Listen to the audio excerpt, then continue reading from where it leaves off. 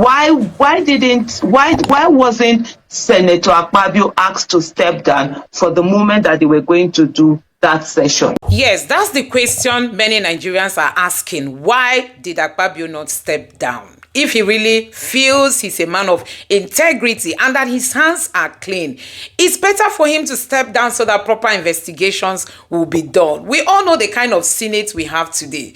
If you go against the rule, they know how to, work against you so that you will lose your seat and even lose your position as a senator. And that is what so many of them are scared of. You can imagine even the Labour Party lawmakers couldn't stand up for Natasha Akpoti. We are not even talking about the PDP senators now, but the question Nigerians are still asking is, how can Akpabio, who is the one accused, still be the one presiding over his case?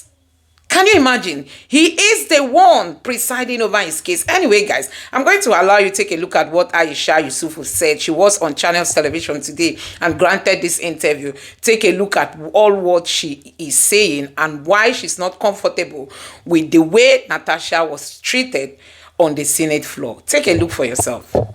Why wasn't Senator Akpabio asked to step down for the moment that they were going to do that session? Why was he seated? How do you come? You're the person who is being accused of something, and then you're also the judge on your own matter. In what world does that sound okay? Even if the senators didn't have the courage to ask him to step down, didn't Senator Akpabio have the integrity to excuse himself and say, because this matter, I am a party to this matter, I will not sit on this, I will come down. The thing also we also should be talking about, and I'll round up with this one, for us to focus on the major, not on whether she knows the rules, she doesn't, because if we begin to talk of senators who have done a whole lot that that has not gone with the rules, there are many out there. The thing we should also be asking, why would the Senate have the right to take away something the Constitution has given one? Because becoming a sin, why do they have a right to suspend you from your legislative duties? I understand that you've done something, there should be punishment, you can be suspended from being part of a committee or doing the other things. But someone was voted by a constituency and they sent the person to the Senate. The Senate, the members of the Senate are not the ones that gave that power to that person, but they have a right to take it away, something that the Constitution has given. These are conversations we should be having. Thank you. All right. I'm tempted to ask, just before I go to Mr. Onyekpere, if I glean anything from what you have said, is it okay to break institutional rules in the path to advocating for what is right? It is not okay to break institutional rules. It is okay to challenge institutional rules. There are some of them that you need to bring to the fore. The reasons why rules get better is that there are some rules, when you look at them, they are not just, they are not either not ethical or they just don't make sense. And in challenging them, you get them to be changed.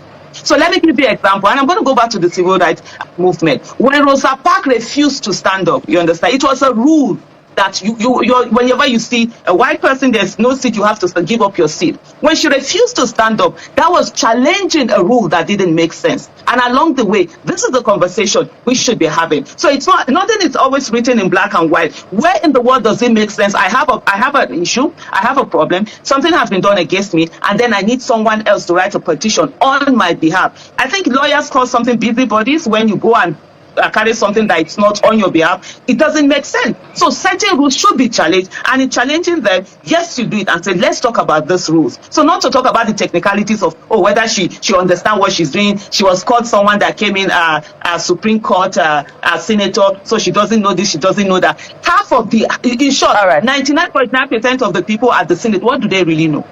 All right. I'll take the same question to Mr. Onyekpere. What are your thoughts on Senator Akpoti-Uduaghan's handling of her case of allegations of sexual harassment against the Senate president? And what are the lessons for her? The questions you are asking to me, and what so many senators we are talking about on radio and television, is the sheer pedestrianization of a very, very serious national issue. They left the substance of the matter and went into abstruse, nonsensical, like that, say, formalism. How can the Senate display so much impunity writ large? A matter had been taken to court, and the court had given an interim order, gave a return date, and they thought in their own wisdom that they have a right to override the constitutional right of a citizen, of a senator to go to court to present the matter wherever he feels that his civil rights and obligations are being violated. So what the Senate had done is unconstitutional, is illegal, and the whole way the matter was presented, pedestrianized and discussed, is just the usual old boys club, where they found somebody who they can now think is a stranger. Therefore, he or she must be dealt with to teach him or her a lesson. So asking about Senator Natasha's knowledge of the rules is neither here nor there. That's not the point. Somebody has alleged that somebody sexually assaulted her. Okay? So if that is the case, that is a very weighty matter that does not require the man just sitting down there and laughing and presiding over his own case. Are we primitive? Are we not civilized enough? I am outraged at what has happened. Because if we continue going this way, the world is not waiting for us. Sooner than later, already nobody takes us seriously. We are going to be marked as a nation of people who don't use their common sense. So it has nothing to do with our knowledge. It has everything to do with the character and lack of integrity of those who operate in the system and simply want to drown the voice of somebody who raises a dissenting opinion. It is not proper, it is illegal, and it is unconstitutional. Finally, how can you suspend somebody elected to represent a zone for 6 months? Even under their rules and what the courts have said, the highest you could suspend such a fellow is about 2 weeks or thereabout. So who will be speaking? Why was he seated? On behalf of that zone for the 60 days, withholding salaries and all this. You could see the punitive backward mentality in how they announced with glee their punishment. Those in favor say aye, those against say it's ridiculous, extremely ridiculous. All right.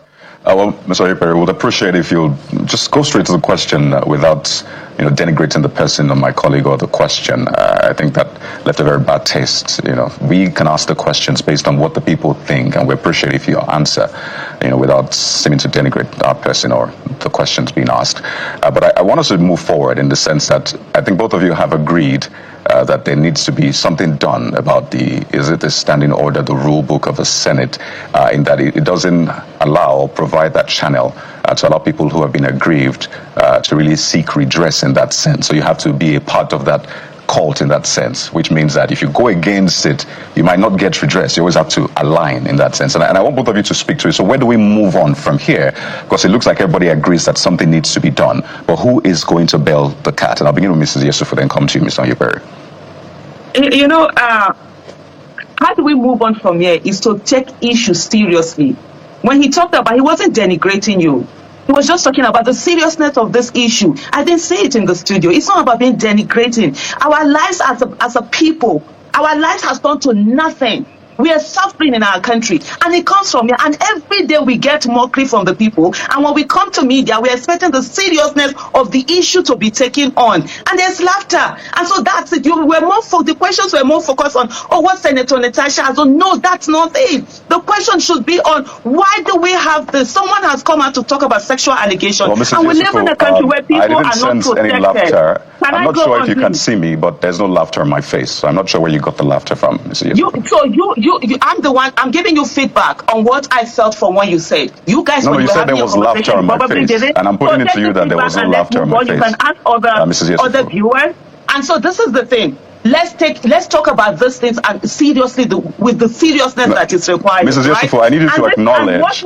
I need you to acknowledge that there was no laughter on my face when I asked you the question. So you said there was laughter on my face. I think so when you asked, I said when the conversation was going on. Which of the conversations? I joined this program before 7. I came on before 7. So I've stayed here for quite a bit. And that's what I'm talking about. And I'm saying right now, we have a Senate where a travesty has just gone on. And as a nation, we're almost like moving it. It's almost like a joke. And so it is not the joke. So I'm saying he's not denigrating you. I'm giving you feedback. If you want us to do the back and forth here, if I need to continue with the question, I would gladly. No, there's no back and forth here. I just need to put things in proper perspective so people watching will understand what this is about. We're asking you questions. How do we move forward? And that's what the question is. Yeah, so I really don't understand the backtracking. And I think this is what will really mess up the conversation if we're not able to tackle the issues as they are. How do we fix the issues in the Senate, in the institutions? Those are the questions, Mrs. Yesufu. The question, before you ask the question, you talked about that your colleague was denigrated. And I needed to give you context that they weren't denigrated. it was a question that was raised when he said that. And she didn't smile. She didn't smile when she asked the question. That you realize that there was no smile on her face. Back and forth instead of focusing on the issue exactly. right So now. please answer the question. In the course of the conversation, we're doing a back and forth. If you would like, allow me to give you. No, facts just have to be laid on the table, so nothing is misconstrued. That's all. Exactly the same reason why I needed to give you that. It's not the smile. I said the room, the way it was, I think the seriousness of what we've just witnessed. It's not even here, talk less of on the street as we go on. And I need us to understand, this is a major issue. How do we go on from there? We need to understand there's a pattern. And there was something that was raised earlier on, because remember, there are always remote causes. I told you I've been here 6 before 7. I joined and I've been listening. We heard when former Senator Shehu Sani talked about the fact that he almost got a suspension when he decided to reveal how much they were earning at the Senate. We've seen Senator Ningi, who got a suspension because of the fact that he came out to say that the budget was padded. We've seen other lawmakers who have. And this is it. We need to understand that there is a pattern. Whenever anybody speaks for Nigeria, stands for Nigeria, or they're fighting for their right, they are being suspended. How do we prevent this? It's for Nigeria to understand that this is not just about the senators that are out there. This is about every one of us. Are we standing to defend these senators? Are we standing to speak on their behalf? Are we standing to say enough is enough? The Senate should not do this. That is the way. It's a message we have to stand. Otherwise, we have a court-like, mafia-like institution that punishes anybody that goes against its own rules. Let me give you another example. The other day we saw the IG of police coming in to present a budget and bringing in something different from what had been given to the other senators. When one of the senators raised that, it was his own colleague on behalf of that zone, other senators that came after him.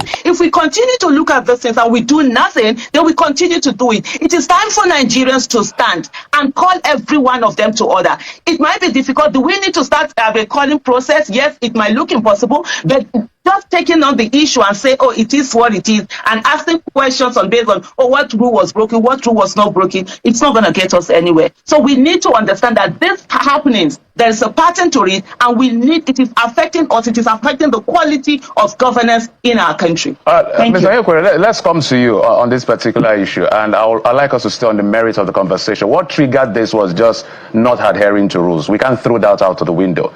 Even as at yesterday, she was still sitting down when the Senate president was walking in. They have their rules, they have their rules. So my question is,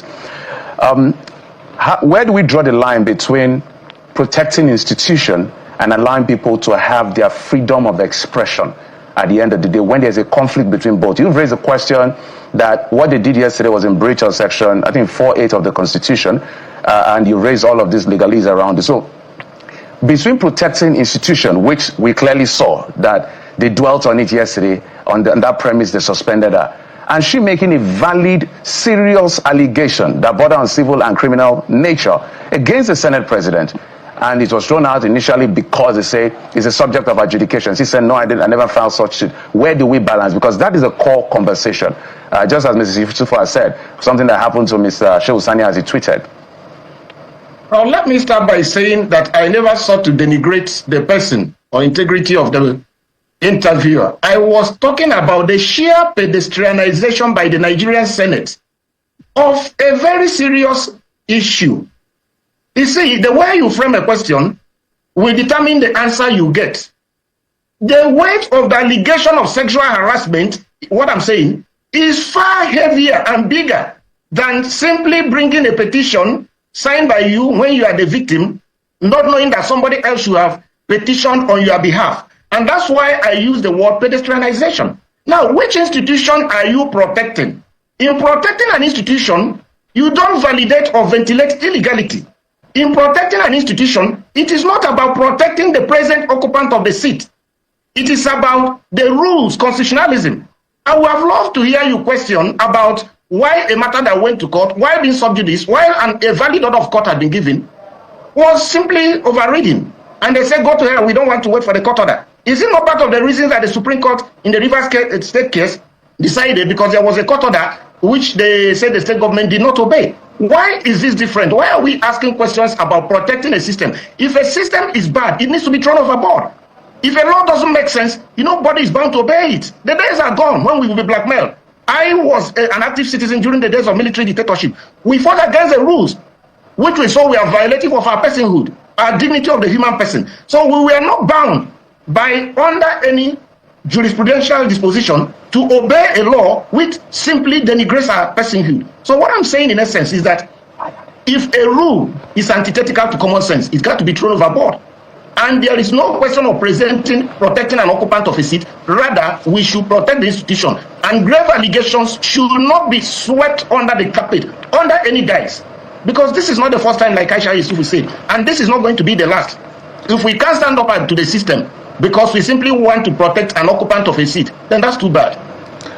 Okay, let me bring it to Ms. Aisha Yusuf on this one. Same question, because sometimes I think the argument is, but the perception borders around person against institution and all of that. But you raise a very valid point as to the rules. And my interest, especially I'm happy you're a woman, is the public perception that the hallowed chamber is not safe for women. That perception, whether it's right or wrong, is a question of debate.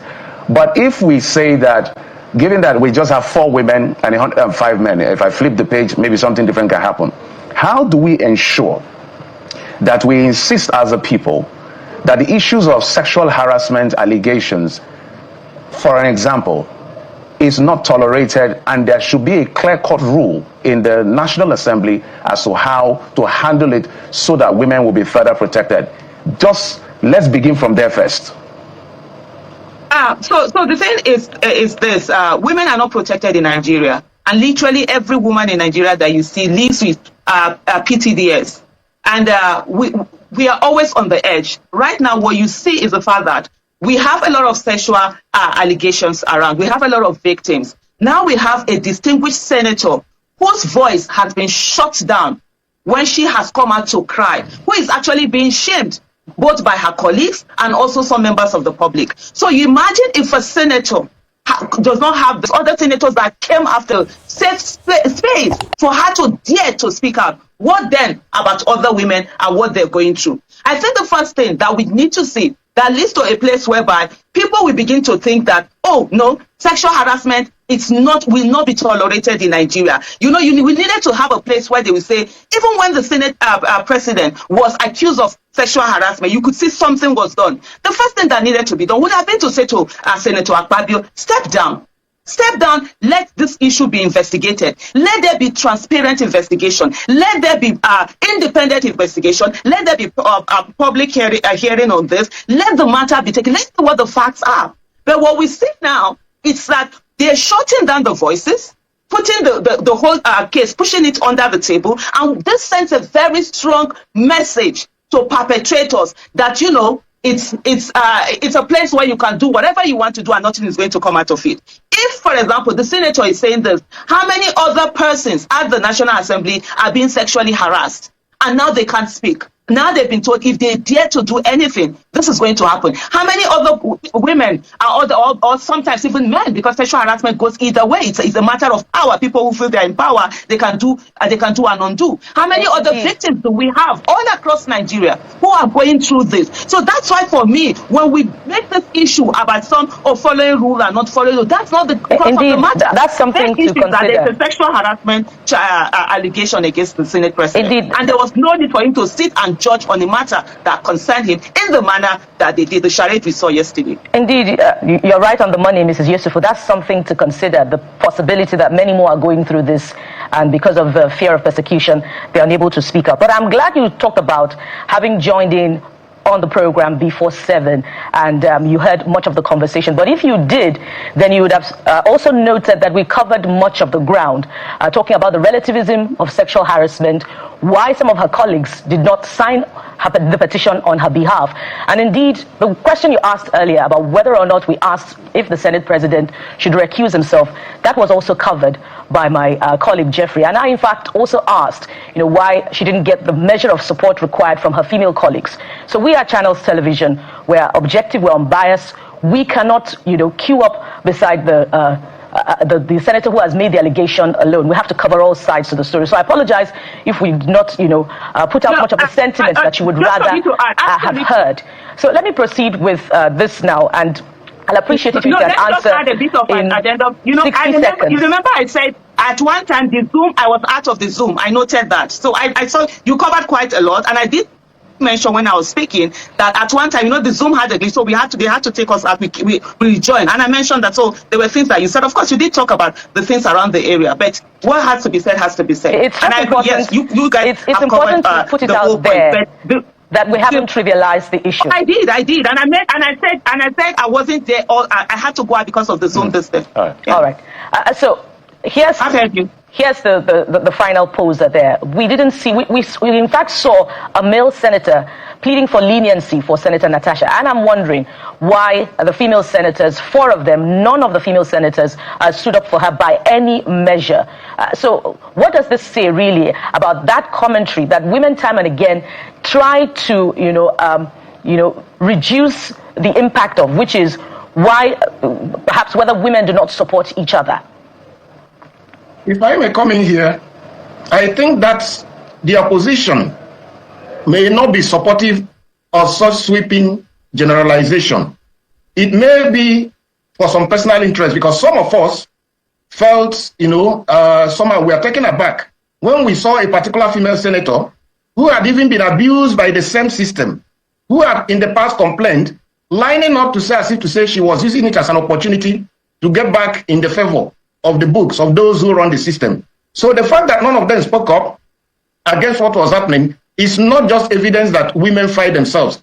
It's maybe evidence that they are also afraid of being blacklisted, or being threatened, or even being denied their rights if they are seen to be supportive of this one who more or less has gone against the system. So that is my perspective of that. Let's not use that fact to make a sweeping generalization. The system has a big hammer in its hands, and anybody who seems to support may not be hammered immediately. They may be looking for opportunities to hammer that person in due course. And very few persons are interested in positioning themselves for hammering. All right. So guys, you have seen it for yourself. Yes, these are what we are saying when it comes to Nigeria, a place where there is no rule of law. I mean, these are the people making laws for us. They are the one proposing bills that will be signed into laws. They are the one deciding how Nigeria is being run today. They are the ones who will bring down all this inflation. When the right policies are in place, you see businesses will begin to thrive. All this inflation we're having will come down. When the right policies are on ground, guess what? Even the insecurity we are experiencing that is bringing about food shortage in Nigeria will be a thing of the past. But we have a Senate floor where people cannot boldly say what is in their mind. You cannot say anything that the APC will not like, lest they work against you and you are removed. You are being denied your position as a senator. This is what so many of them are scared of. And the sad aspect of it is that, see, under this Tinubu's government, there is nothing like opposition. Because if we have a country where opposition thrives, you will see the Labour Party senator standing up. You will see the PDP senator standing up. You will see even the senators from Kogi State. At least these 3 group of senators would have come to Natasha's rescue. I mean, even if they want to suspend her, like somebody said that going by the law, they are not supposed to give her a 6-month suspension for a matter like this. It can be 2 weeks, if at all there is need for it. Because for me, I think if Natasha is to be given any suspension, Akpabio too should be suspended. Or if Akpabio doesn't want to be suspended, he should honorably, step down and say, okay, I want to step down, so that proper investigation will be done. Because if he's there, guess what? Person they fear face. People will be scared of his face and they want to go the other route. We've even seen what is happening in our judiciary, how judgments are being tweaked and then the right thing is not being said. So you can imagine what will be going on in the National Assembly. This is a place where if you mess up, they know how to use the judiciary to cook against you, and they will tell you you didn't even win your election and you will be removed. So these are some of the things that we are seeing when it comes to Nigeria and the way forward. Honestly, I can't personally, I don't know when all these things will come to a stop until we have a patriotic leader who is ready to build institutions that are strong enough to stand the wave, to stand the storms, to stand the test of time. until we have leaders who will come in and focus in building a strong Senate, a strong National Assembly, a strong judiciary, a strong police, police force, a strong military force, a strong custom and navy and all that. It's in Nigeria they will tell you that the naval men know who is stealing the oil. It's in Nigeria they will tell you that those vessels that come in to take oil, that the navy people know. It's in Nigeria they will tell you that the military people know the retired military men know who and who is stealing from Nigeria oil or Nigerian natural resources. It's in Nigeria that you have the people who are supposed to make this country work being the ones destroying this country. So guys, I'm just wondering, the only way we have to fix this thing is by our votes. And now that we live in a country where our votes don't count, I think it's time for us to start talking more on INEC and the necessary reforms being done before 2027 is drawn near. Because when elections are very close now, Tinubu will tell you he can't pen down his signature, like Buhari said, that it was too close for him to pen down his signature. And Buhari didn't sign some of these things until he entered a second term. And then while he was going, he now approved some of them because he knows he won't be on the ballot again. So guys, I don't know what you make of all this. Let me know your thoughts in the comment section below. Please don't forget to subscribe to the channel, turn on the notification bell. Please give this video a like so that YouTube can recommend it to others, and drop your thoughts in the comment section below. Thank you.